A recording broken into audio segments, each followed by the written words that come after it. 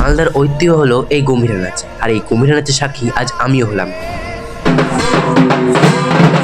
নমস্কার, শুভ নববর্ষ।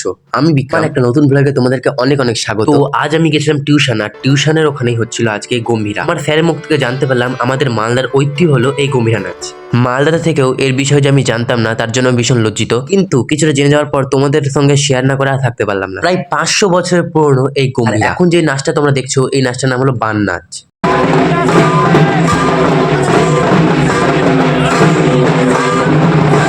যে ঠাকুরের উদ্দেশ্যে গম্ভীরাটা হয় তারা হলেন 4 বোন। তাদের মধ্যে দুজন হলেন চামুন্ডা আর একটা বুড়িকালী, আর দুজনের নাম আমার ঠিক জানা নেই। আর পুজোর দিনে এই 4 বোন একসাথে হন, আর মন্দিরের সামনে সারা রাত এভাবে গম্ভীরা হয়। এখন যে নাচটা তোমরা দেখতে পাচ্ছ, এটা হলো চামুন্ডার নাচ।